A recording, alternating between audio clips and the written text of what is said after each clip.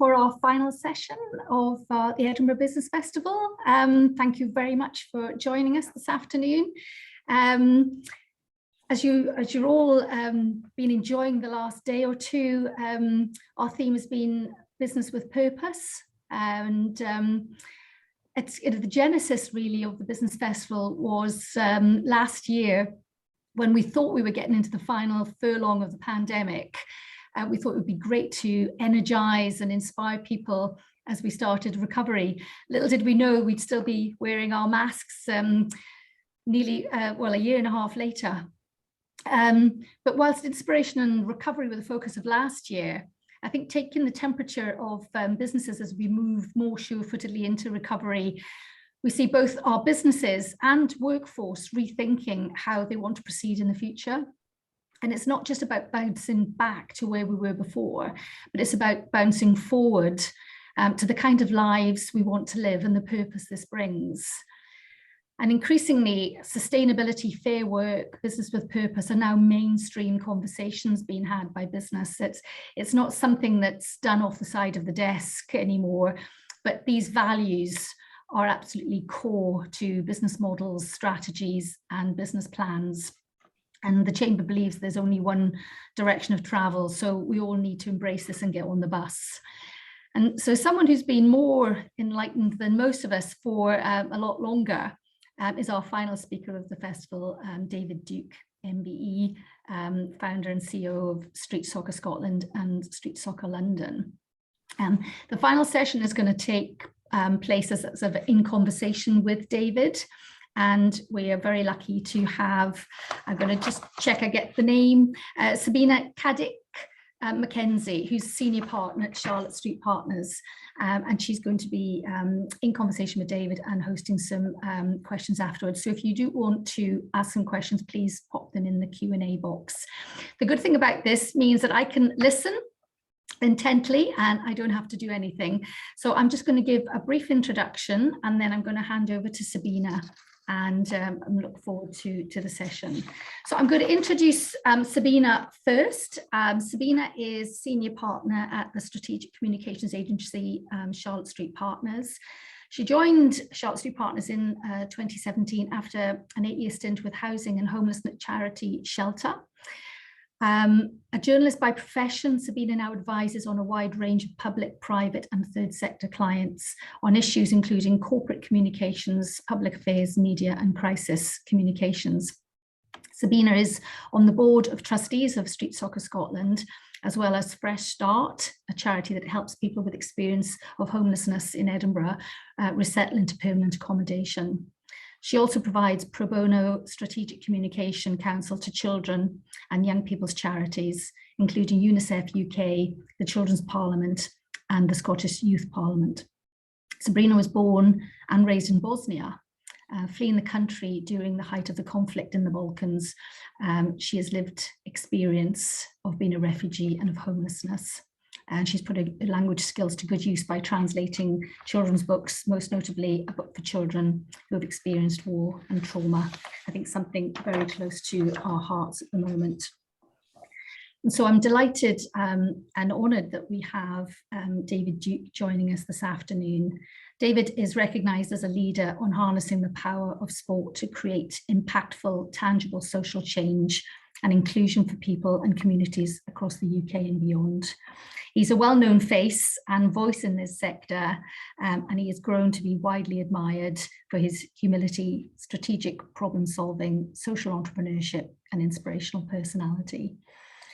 As founder and CEO of Street Soccer Scotland and Street Soccer London, non-profit social enterprises that use football to create positive change in lives of socially disadvantaged adults and young people, David has most recently set up Change Centre Scotland, a sport and educational centre with a vision of tackling isolation, homelessness, supporting mental health and well-being by creating on-site personal development and self-management support. He's a regular contributor to international forums and global events such as TEDx, Beyond Sport, Global Summit, COP26 and Social Enterprise World Forum. David was Sunday Times Changemaker of the Year and CNN Hero in 2016. He has been recognised by Glasgow Caledonian University and Edinburgh's Queen Margaret University, both awarding him honorary doctorates for his considerable societal contribution. And just to add to his achievement, he was awarded an MBE in the 2018 New Year's Honours List. We are absolutely honoured to have him with us today. I'm going to now hand over to Sabina, and I can settle back to enjoy the conversation. Thank you. Thank you, Liz. Wow, what an introduction to the man himself. I'm surprised no one signed off already. The numbers are ticking down as we speak. That was really quite the introduction, and I think just says quite a lot about what you've managed to achieve over the years. We've known each other, David, for a very long time now. As Liz mentioned, I'm on your board, and we work closely together on ending homelessness in Scotland. One of the things that struck me just as we were preparing for this is how often you and I come back to chatting about purpose, whether we're having just a friendly blether or whether we're talking about work things. It's always with you comes down to purpose. And street soccer is, what, 13 years old now, I think. And since day one, you've always clung on to that idea of creating not only purpose, but hope and relationships for the people that street soccer supports and that you play football with, because that's what it comes down to. You and I, from that introduction, I think people have an idea of the adversity perhaps that we faced in our lives. So I think we perhaps have a greater perspective than some about what it means to have purpose and to come back to that in your day-to-day life. So I guess my first question, looking back at all of that, is to say, what does it mean to you to have true purpose, and how do you think that your approach to leading a purpose-led organisation has changed over the last 13 years, or indeed has it? Well, I think, from an individual perspective, I think purpose is so important, in terms of, and you can find purpose in many ways. My purpose, I don't have any kids, so and normally, like, your purpose, if you've got kids and that, your purpose is to make sure your kids have a better life and they're safe and all that, or it's to have a really strong, family foundation and stuff like that. But for me, my purpose is, street soccer. It's been a big part of my life since 2009. The work we do on a daily basis was similar to the support that I received, going through homelessness and stuff like that. I was given a chance, I was given an opportunity to play football.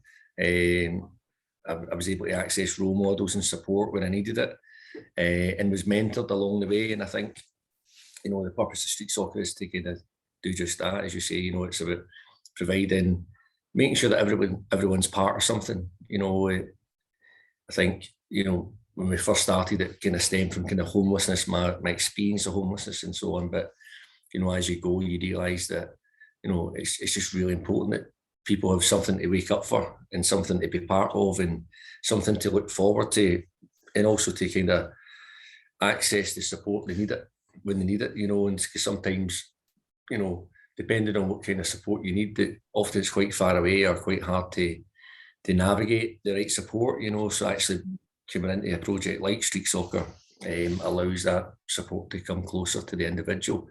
And in terms of our purpose, from day one, it's like, obviously we've grown over the years, over the last 13 years, but from day one, when I first started street soccer, when I had, my bag of balls over my shoulder and my posters in one hand, my purpose was to try and reach somebody who was in the position I was.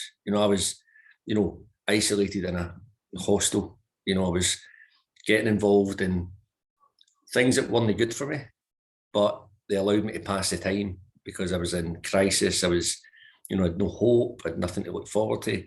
And so every day, when I remember just kind of going around all the hostels and day centres and that, every day it was always about getting somebody involved, reaching out to somebody who could benefit, just having, somewhere to be and somewhere to go. That was my purpose. And I think when I speak to some of the frontline team, in street soccer, the coaches, the coordinators, I try not to kind of go, here's our strategy, this is what, you know, for me it should, and it's the same today. So like every time we get somebody involved, that's another person who could potentially change their life, you know, or, you know, who potentially has an opportunity to get support, you know, or to grow, or, you know, even like yesterday, I'm in London just now with street soccer here, and I was chatting to Mark, one of our volunteers, who's kind of came through the programme, and he was doing a kind of interview and talking about where he was at, you know, and when he was asked about what did it feel like, because he was homeless in London, you know, on the streets, and he said it was cold and it was alone, it was lonely. You know, and what he said about coming to the street soccer for the first time, he felt warm and he felt welcome. And that's a real comparison. So like for our team and our staff, and it's always about saying, right, how can we get someone else involved? How can we reach out and bring someone into the kind of street soccer family as such? And that's such basic human needs. So the purpose for that, for helping that individual, it's not about ending homelessness for them, or, you know, giving them a roof, you know, the next day and supporting them to sustain an accommodation. It's about, you know, a full belly and, you know, warm toes, and making sure that they feel valued as an individual. So you take a very human approach, I think, to the work that you do, and everything comes back to people. Yeah, and I think, you know, I've been around kind of homelessness, and obviously Scotland, some great charities in Scotland doing their bit to kind of towards ending homelessness. But for me, whether it be kind of employability, homelessness, I think the key thing is that the basic stuff's there, you know, that access to support. And I think, you know, having a house is one thing, but you also need that community and having people around you and having purpose, you know. And most people find purpose through, you know, employment and having a job. You know, probably 80% of our network is either former or current work colleagues, you know. But until you get someone in a safe place, a confident place, because even just stepping onto the pitch for the first time can be really a big thing for someone who's struggling with their own mental health. And I think the pandemic's kind of taught us all that. Normally, like, only very few can sympathise with someone who's kind of been homeless and all that, because they've never been there. But when it comes to mental health and being isolated, if you look at the pandemic, it you know, it cut us all off from each other. It made many of us financially insecure. Suddenly, none of us were in control of anything. But actually, that's normal life for some people, you know, and certainly for some of the people that we serve and support. And I think, you know, just having those basic things in place, if people are confident and they're happy and they're, you know, they've got that structure around them, then the next step is maybe getting a job or sustaining housing and stuff like that. Because I remember when I first got my house after 3 years of homelessness, I was volunteering and coaching at a kids' football team. That got me out the house, and that got me a network, the other coaches, the parents and stuff like that. See, if I was just left to my own devices, I'd have struggled. Mm-hmm. Do you know what I mean? At what point did you recognise that need for purpose? So when did it click for you that you needed something to get out of bed for, and that was something that you were going to commit to doing for, well, 13 years later? It was just waking up in the morning and having a goal. You know, it's waking up in the morning without a goal it's a dark place, you know, and so you end up floating and existing.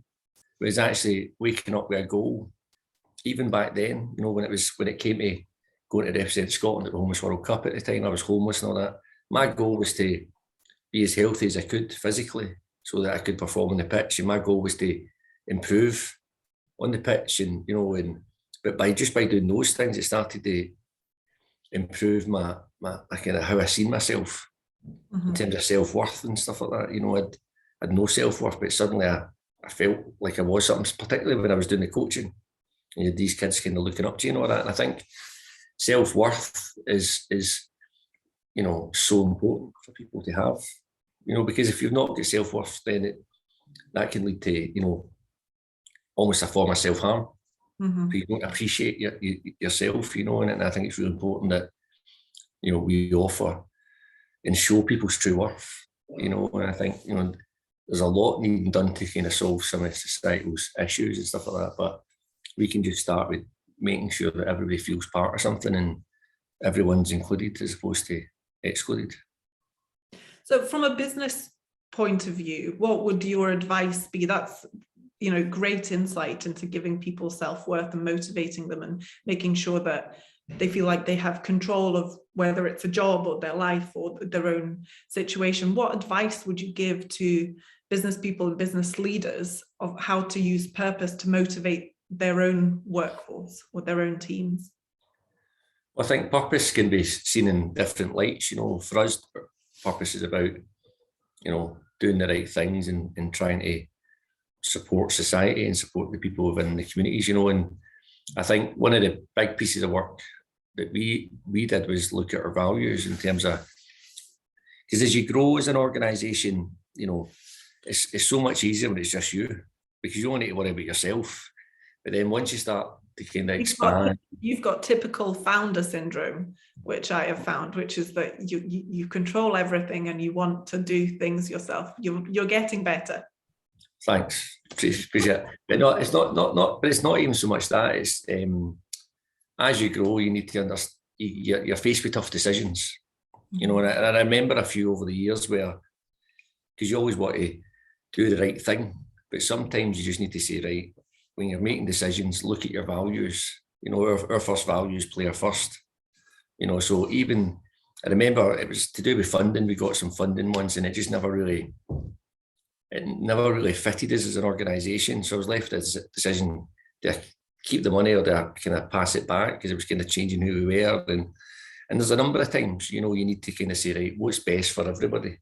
What's best for the players, And I think having strong values helps you kind of, determine your purpose and keeps you kind of focused. And I think the value of kind of purpose-driven business now is we know that, new talent coming into the sector want to work for organisations who are socially minded or, who make a difference in their communities. So from your kind of biggest corporations, such as like Nike, for example, Nike spent the last 3 years redefining their own purpose, and that's ran right through the organisation. But at every level, businesses need to say, right, here's who we are, and here's how we make the world a better place. And you can still make profit and everything else. It can still be a business, but I think whether it be around net zero issues and stuff like that, or looking at how your business impacts the local community, I think it's important that people do the best they can to make society better. And I think that's what people want to see now, and not just suppliers as well. Some of your big suppliers will be looking at, say, right, okay, so let's see how you impact the planet or the people. And I think it's really important to kind of keep that in mind. And I think sometimes it's it's good to do things for the greater good as well. It's not just about making money. It's about how can we make things better for everybody. Because actually, a fairer society is good for everyone. It's good for business. Yeah, and I think that in and of itself brings your own people and teams on board if they have a common purpose to drive them in a personal and professional capacity, doing greater good in their community or even within their workplace, with their own communities, or with their own teams, makes such a difference. Yeah. Street soccer you've grown steadily over the years. I was going to say at pace, but you haven't actually. You've done it in a really organic way. There have been points where you've said to me, we're not going to do that because that would, I think, put a strain on the teams that we have, and that would stretch us too much and take us away from our core service and purpose for the players that we do have. How have you taken your people, your coaches, staff, the players as well, as they have increased in number? How do you ensure that everyone is on the same page when it comes to the direction of the organisation and coming into work or onto the pitch every day and making sure that everyone's driven by the same purpose? Yeah, and again, I suppose it's down to communications and your values as well. When we kind of did a revisit on our values about, I don't know, maybe 3 years ago now, and that was like players involved. It was frontline staff, board members, like everyone was kind of part of that kind of conversation, which led to these 6 things, you know. And I think as you grow, I mean, we've grown, as you say, organically, but there's been wee kind of times when we've kind of, obviously with the change centre recently, and I think that the secret to that is just finding the right people, you know, and making sure, I mean, I'm notoriously bad at looking at CVs, but I like to meet people just to suss them out, and, you know, and I always try and find the right, you know, culture. I think culture is really important, and you know that yourself in terms of the board and all that. I always think it's important to find the right culture within the organisation, and also try and look for diversity as well. You know, and we could be better. Our own board could be better and more diverse. And, you know, I'll be the first to admit that, and we'll try and do better. But as a team, you know, it's, you know, we've got a lot of lived experience in our team, you know, in terms of 60% of the team is former street soccer players and so on. But I think, you know, just finding the right people who buy into that vision, you know, and buy into that values, and they kind of help us grow. Great. And I suppose just thinking of the audience that we have here with us today, if a business leader or even a one-man band was thinking to themselves, you know, how do I actually start this process of deciding what my purpose is going to be and sticking to it, what would you say to them at this stage? How, for you were obviously on your own when you started, you know, being purpose driven, and you've applied that to street soccer and its growth. But say someone has a few employees, what sort of process would you encourage them to go through in order to make sure that they landed on the right thing, if there is such a thing? It's hard to, I mean, I think the key thing is being passionate about what you're doing. You know, it's like everyone, most people I've met who's been kind of set up businesses, entrepreneurs and stuff, have been, most of them kind of passionate about the particular thing, whether it's vegan food or, you know, go back to Nike, you know, the guy was a passionate athlete and wanted to make good running shoes. You know, Phil Knight wanted to create the best running shoes, and that was his passion, and his purpose was to make the best, you know. And I think just to kind of have that, you know, real drive and determination and passion about what you do, because if you don't like it, yeah, it might make you money, but you're going to be sick of it, and you're going to be want to do other things, and it's hard to excel in things that you don't really like. You know, our purpose was clear. It was just to try and help people, you know, and that will never change. But my advice is just to kind of, you know, do what you love, do it, you know, so it doesn't feel like a job. So, I mean, it's tiring. You know, I'm shattered and I've been running about daft all week, but there's a greater goal. You know, it's like there's a reason why you're doing it, because you're trying to help more people. You know, and from a business perspective, whatever that business is, you know, you're trying to get yourself to the next level. You know, it's creating those goals and how you get there. So, and if you can bring that kind of purpose behind it as well in terms of making a difference, then all the better. We will jump onto the Q&A shortly, but just one final question. My favorite thing to hear from you whenever we chat is to get some of the stories off the pitch. You know, what has been happening, you know, who's done what, you know, what have the players accomplished? And speaking specifically about purpose, are there any stories that you can tell us about where it's really positively impacted someone, even if it's a minor thing, that the difference basically soccer has made to the lives of people here? I mean, where do you start? Because when you're around it all the time, you see it a lot, do you know what I mean? But I think what's kind of, sometimes you get a reminder all the time, you know, and I think I spoke about Mark, who I was with yesterday in London, and Frankie, you know, so Mark and Frankie are new kind of volunteers who are kind of moving into the sessional staff. They played for the England Homeless World Cup team in the Home Nations last year.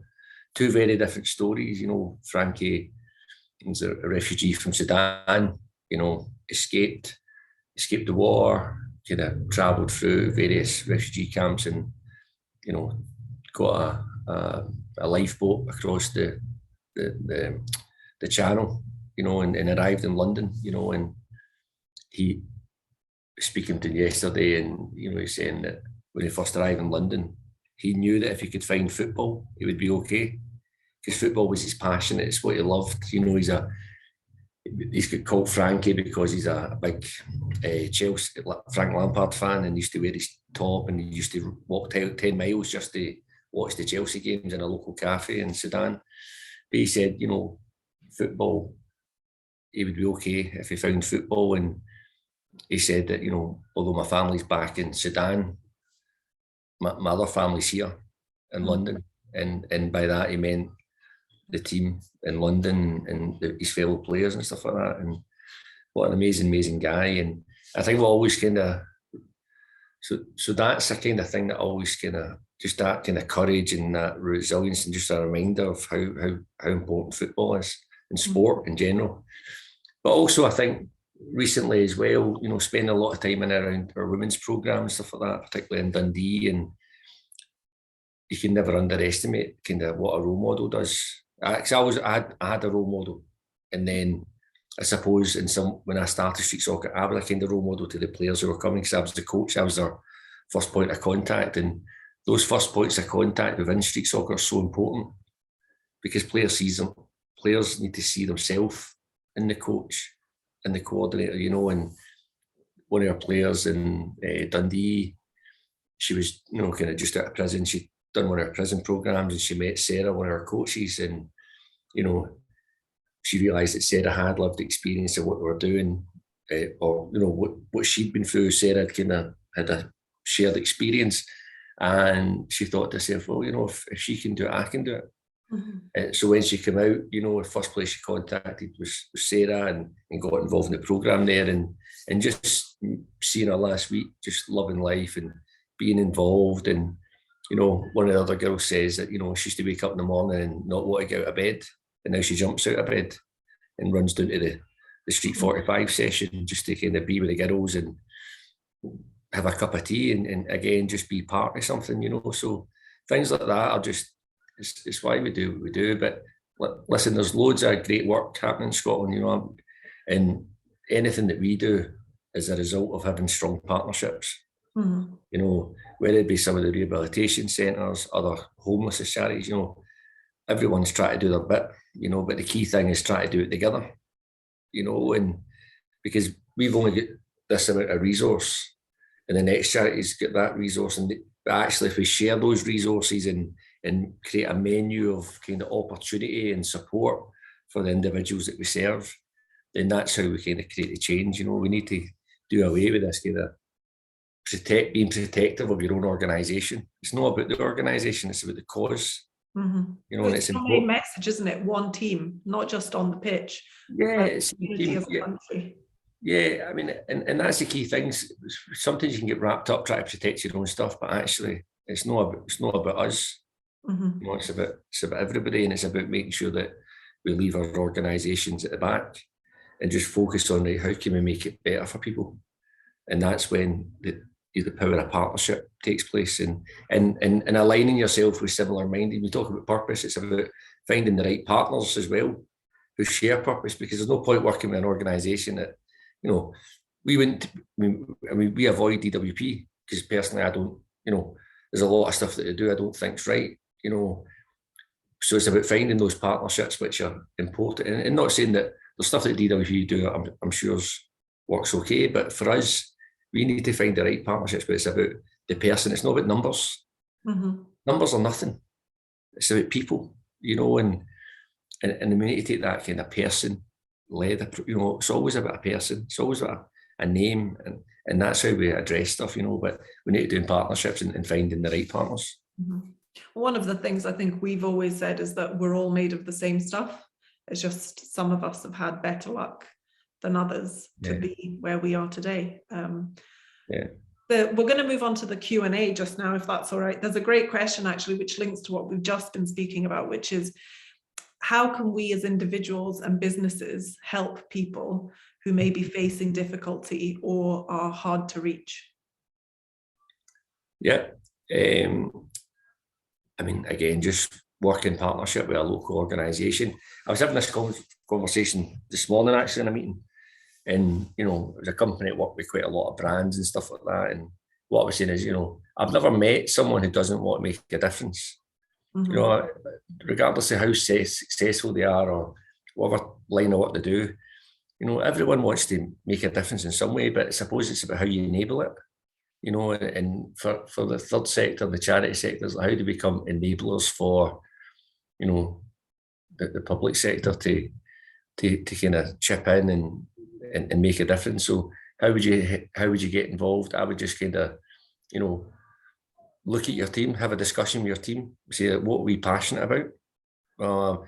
I'm sick of seeing people homeless in Edinburgh. Right, okay, let's look at a homeless charity. Or, mental health is something that affects us all. How can we do, especially young mental health? Mental health was mentioned in the UNICEF Global State of the Nation report for the first time as a risk to children. So what charities out there can we support? And it doesn't always have to be financial. It can be, volunteering or, doing the kilt walk for them. Kilt walk's an easy way to generate good income, for charities. And if anyone wants to sign up for us, speak to Sabina, get on. But no, just kind of contact the local charity and go and see them in action as well. Bring your team down. But I think first of all, you want to start with your team. Say what's important to us, and then there's a million and one charities who would love to get support. It's a hard time for charities just now. And the need. I can say as a member of your board, obviously, and Fresh Start, that's one of the best ways that professionals can contribute their time and their skills to organisations. Joining a board, I think, can make a real difference. Organisations like Street Soccer and other charities as well. Yeah. We've got, someone has asked if there is anyone in particular that you've worked with or helped that stands out or has really inspired you. Yeah, loads. Obviously I mentioned Sarah, our women's coach. I wouldn't like to kind of single one. I mean, I think I'm very lucky to be friends with a lot of players who's come through the programme, even in the early days of street soccer, just seeing people in their day-to-day jobs and kind of living their life, I think it'd be hard to pick one, but I just think everyone who steps on that pitch, regardless of how far they go or whatever they do, it takes a big thing because, we've just been through a pandemic, so some of these have probably experienced a bit of social isolation, social anxiety because of the isolation, and even I felt it a wee bit. Try to get back into normal ways of living, it's tough. So you imagine you've been, cut off from society or, out of work for 5 years and stuff like that, and your confidence is at an all-time low. And so just actually getting involved, they're all amazing. Great. And one more question before we hand back, and I think I sort of, because I know you so well and I know your story, but someone has asked if you're able to share more of your personal story and background, how you became homeless and how you actually overcame that, because you said it was services like Street Soccer Scotland that supported you and it was football that you'd found and that you were able to move on from that. If you're just able to share a few details about what happened. Yeah, so just kind of how I ended up homeless and how I got out. So grew up in Govan. I had a kind of chaotic home life. My father was an alcoholic. My mum left home when I was about 13. Obviously, she had to kind of look after herself as well. It was very challenging living in that environment. My dad had this illness which caused pain for other people, sadly. So I kind of stayed with my dad, and then he passed away, which led to me becoming homeless for kind of 3 years. And and you can imagine what that's like in terms of the insecurity and the pain and the darkness and the trauma that brings. But again, football was something that I played since I was a kid. It was always my escapism. and came across a poster advertising trials, the big issue we're running, a kind of football tournament to go and play for Scotland at the Homeless World Cup, and that was in 18 years ago. And it's quite weird now because some of the players are actually weren't born when I played. Oh God. Which is sad in one respect as well, that it's still happening and things haven't changed. But yeah, the football, for me, it was just having purpose, having that somewhere to go Tuesday, Thursday, and then coming back for the World Cup, started volunteering. So that kept my structure, that kept giving, the football stopped, that was the past now. But I needed to keep that kind of structure and have somewhere to go and somewhere to be. Went back to college, I left school 13 as well, and went to college, studied as a kind of community worker, and I was working in kind of with homelessness charities and doing football coaching at night, and that was the journey into street soccer. And I must say, street soccer's never been about me, or what we've done's never been about me. It's been about the people I've met, and I think I'm a different person today than I was when I started because I've learned so much from people who've offered their support to myself and the people at street soccer. So street soccer's been very much a team effort. Like the team we have working day in, day out, dealing with so much of people's heartache and pain on a day-to-day basis is hard, and it's emotionally challenging for the individuals as well. But there's been so many people over the years at different stages who've come in and helped at certain parts of it to get us to where we are, and that's continues today here in London. Kind of rallying the troops, as they say, and saying, look, how can we come together to make a difference? But I'm very lucky that we've got some good human beings, both kind of the staff and volunteering at the sides and boards and stuff like that. So yeah. Great. Excellent. Well, I think that's our in conversation with drawing to a close. I think this is the bit where we hand back to Liz. Thank you so much for your time. That's been insightful as ever. And there's Liz just now. Thank you very much. I just really want to say thank you to Sabina and for David to being so honest and sharing your own experience, but also the passion that you have clearly for making a difference and using that experience to make other people's lives so much better. Really, really inspiring story. And I guess for me, it's a great illustration that entrepreneurship takes many forms, and it's about harvesting the drive, that determination and a clear goal to take either a business or an enterprise forward, and how business can be such a force for good if it's got the right purpose. And I completely agree with David. I think passion and that connection with something that matters to you are absolute essential ingredients for finding that purpose.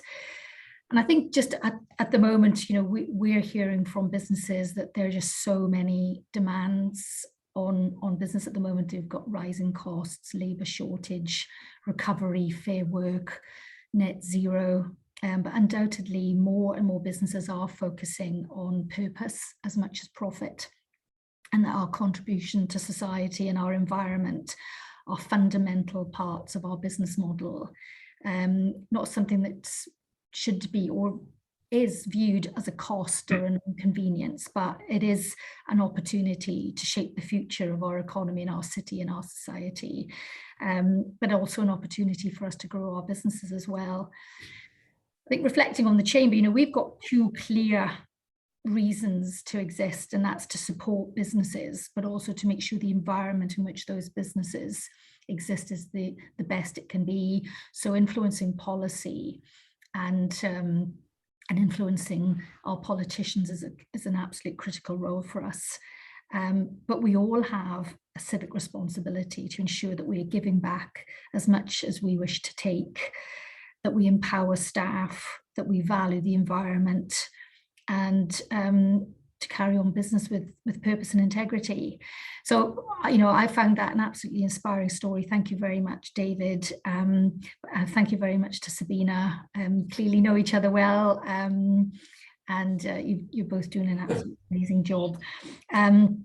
If I can thank everybody for attending the Business Festival.